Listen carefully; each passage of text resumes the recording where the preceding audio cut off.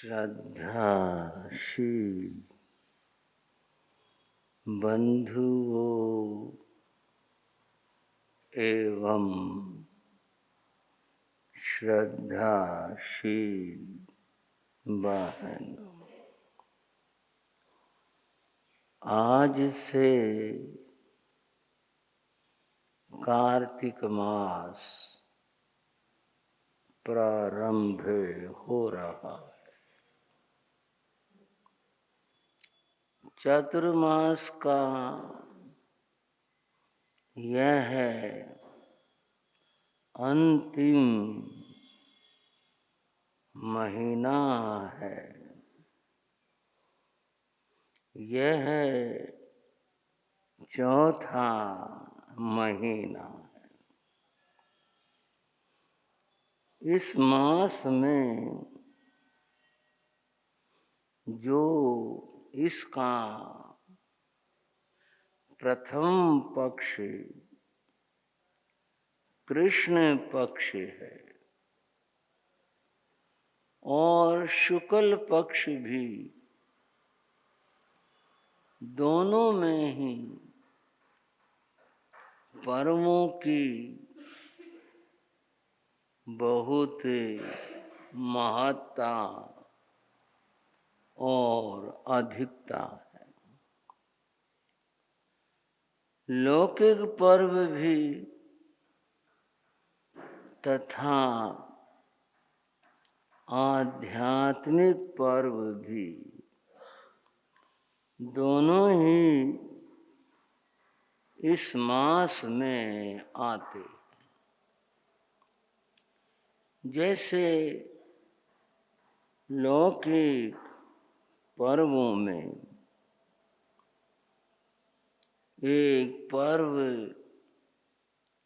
हमारी बहनें मनाती हैं, उसको करवा चौथ कहते हैं। लौकिक है, आध्यात्मिक या धर्म से उसका कोई संबंध नहीं। वैसे बता रहा हूं, उसमें ज्यादातर बहनें रात्रि में चंद्र दर्शन करके खाती हैं। दिन भर कुछ नहीं खाएंगी, रात को खाएंगी। जैन धर्म में रात्रि भोजन का निषेध है, त्याग है, खाना नहीं चाहिए। लेकिन मन में एक भय ऐसा है, एक कहानी के द्वारा जो उत्पन्न किया गया, अगर ऐसा किया तो हमारे पति का स्वास्थ्य आयु ठीक नहीं रहेगा। मान्यता है। पर एक बात है, ये सारी जिम्मेदारी बहनों की है। आदमी करवा चौथ नहीं करते, पर घर गृहस्थी तो दोनों से चलेगी। बहनें पति के लिए करती हैं, भाइयों को भी सोचना चाहिए। पर मैं रात के खाने की प्रेरणा नहीं दे रहा, मैं तो एक विनोद की बात कह रहा हूं। मान्यता इस तरह की है पर्वों की। इसी तरह से इस पक्ष में अहोई अष्टमी एक पर्व और मनाया जाता है। उसकी अपनी कुछ मान्यताएं हैं, ये भी लौकिक है। आगे और चलते हैं। त्रयोदशी का दिन आता है तो उसको धनतेरस कहते हैं। बात क्या होती है और क्या से क्या बन जाती है। धनवंतरी एक वैद्य हुए, उनका नाम धनवंतरी था। ये मनाया तो जाता है उस उपलक्ष्य में कि धनवंतरी वैद्य को कुछ दैविक मानते हैं कि हमारा स्वास्थ्य ठीक रहे, लेकिन इसको धन की देवी के साथ जोड़ दिया और धनवंतरी से धन जोड़ करके धनतेरस बना दिया। इस दिन लोग बड़ी खरीदारी और दुनिया के काम हैं, बड़े कुछ करते। आध्यात्मिक दृष्टि से इसका भी कोई अर्थ नहीं।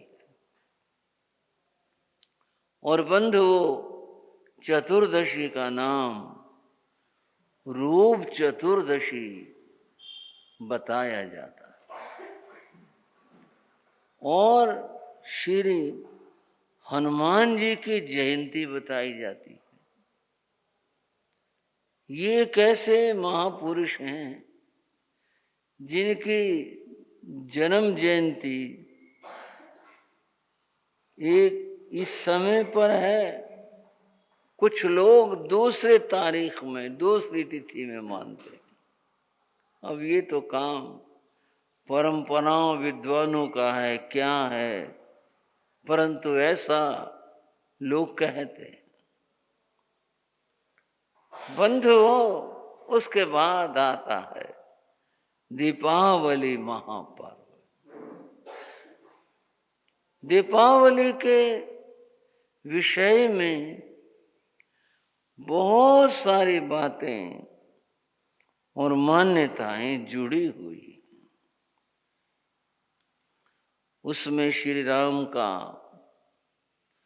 वन से लौटने के बाद अयोध्या वासियों का खुशी मनाना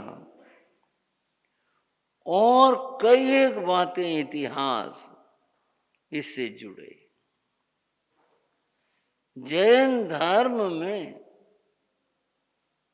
इसका संबंध 24वें तीर्थंकर शासनपति श्रमण भगवान महावीर के निर्वाण से। इस रात्रि में यानी अमावस्या को, अमावस्या की रात्रि में, अर्धरात्रि में भगवान का निर्वाण हुआ था। जैन धर्म में इस अवसर पर प्रभु को याद किया जाता है। तो बंधुओं, मैं यह कह रहा था कि कार्तिक मास आज से प्रारंभ हो रहा है और दीपावली की चहल पहल बाजारों में देखने को आने लगी है।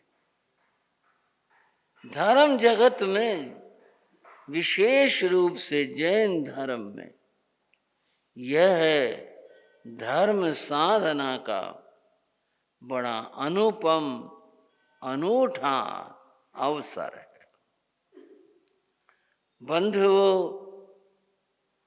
इस अवसर पर श्री उत्तराध्ययन जी सूत्र की वाचना होती है।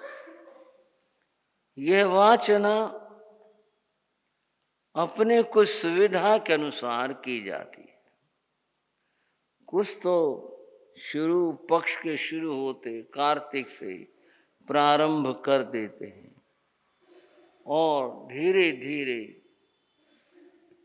समझते समझाते हुए इसको 15 दिन में पूर्ण करते।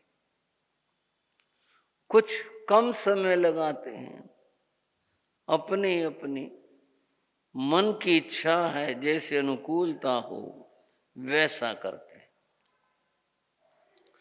हम बंधु कल से भाव रखते हैं श्री उत्तराधयन जी सूत्र की मंगलमयी वाचना का, और कुछ उसमें जो भगवान ने संदेश दिया है उसकी चर्चा करने का। उत्तराधयन सूत्र भगवान महावीर की अंतिम धर्म देशना है, यह आप सभी जानते हैं। आज पूर्व वेला में उत्तराधयन सूत्र के प्रारंभ से पूर्व कुछ बातें श्री उत्तराधयन जी सूत्र के बारे में समझ लें, जिनका संबंध इतिहास से है और उसका संबंध हमारी श्रद्धाओं से है। पहली बात, कोई पुस्तक हो, पुस्तक की बात कर रहे हैं, शास्त्र तो ऊंची और बड़ी चीज है। जब किसी भी पुस्तक का जिक्र होता है तो उसमें पहली बात होती है, इसको किसने लिखा, ये जिज्ञासा किसकी लिखी किताब, इसका लेखक कौन है। दूसरी बात होती है पुस्तक के बारे, ये इसका विषय क्या, सब्जेक्ट क्या है, क्या विषय इसके अंदर है, ये होती है। आदमी लेखक के बारे में जानकर, विषय के बारे में जान करके फिर इस पुस्तक को लेता, खरीदता है अथवा उसको पढ़ना शुरू करता। अगर ये बात समझ नहीं आई, उदाहरण के लिए आप कोई पुस्तक लेते हैं दुकानदार से, आपने पूछा किताब देखकर, ये किताब ये तो ये गणित की है, आपके हाथ रुक जाते हैं, हमारा विषय नहीं भाई, हमारा विषय कुछ और है। अगर मान लो जो विषय की आपको किताब चाहिए वो है, परंतु उसका व्याख्याकार, टीकाकार कोई और व्यक्ति है, तब आप कहते मुझे ये वाली तो नहीं, उस लेखक की दो, फला की दो। यानी पुस्तक का विषय और उसका लेखक, ये दो बात पुस्तक के संबंध में जाननी, समझनी जरूरी है। इसी के बाद कोई आदमी पुस्तक लेता। हम यहां बात करते हैं श्री उत्तराधयन सूत्र की रचना कब हुई, किसने की, कैसे क्या हुआ, कुछ जिज्ञासाएं और प्रश्न हैं। बंधु एक और बात बता देता हूं, वह ये है कि सब धर्मों की अपनी मान्यताएं हैं। जैसे वेद के बारे में वैदिक धर्म की ये मान्यता है कि वेद की किसी ने रचना नहीं की, किसी ऋषि ने, किसी ज्ञानी ने, किसी ने रचना नहीं की। वेद सुनाया, पढ़ाया, बताया, ये सब तो हुआ, व्याख्याएं हुई, लेकिन रचना किसी ने नहीं की। फिर कैसे वेद दुनिया में कैसे आए, कैसे क्यों कर हुआ, बंद हो, इसके बारे में वैदिक परंपरा मानती है कि यह अपौरुषेय है। जो पुरुष के द्वारा रचा जाए उसको पौरुषेय कहते हैं। जो किसी पुरुष के द्वारा न रचा जाए वह अपौरुषेय होता है। परमात्मा को वैदिक परंपरा में नित्य मानते हैं, वो हमेशा था, है और हमेशा रहेगा। और ये जो वेद है ये परमात्मा की वाणी है। अतएव किसी व्यक्ति की रचना नहीं है, ऐसा उनका सूचना है, ऐसा उनका मानना है। और इतना नहीं, और धर्मों में एक दो की बात करूं। कुरान जो इस्लाम धर्म का मूल ग्रंथ है, उसके बारे में उनकी मान्यता यह है कि इसकी किसने रचना नहीं की। हजरत मोहम्मद जो इनके अंतिम पैगंबर हुए, उन्होंने ये बताया, सुनाया, ये तो हुआ पर रचा नहीं। कुरान की रचना किसी व्यक्ति ने नहीं की। जो रचना नहीं की तो आई कहां से कुरान, कैसे, क्या हुआ? तो कहते हैं कुरान रचना नहीं, इल्हाम है। इल्हाम किसे कहते हैं? जो ऊपर से उतरे। तो किताब के ऊपर आसमान से उतर के आई, क्या हुआ इसका? ऐसा नहीं। मान्यता क्या है?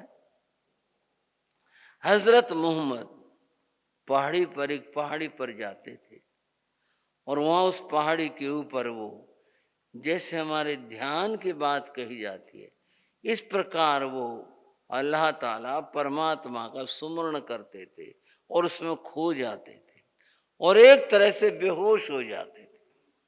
उसमें उस समय में उनके दिमाग मस्तिष्क में ये ज्ञान उतरता था ऊपर से, उसको इल्हाम कहते हैं। जो ऊपर से आए, ऊपर से परमात्मा की ओर से आए, वहां से भेजा जाए और सीधा दिमाग में आए, वह इल्हाम है।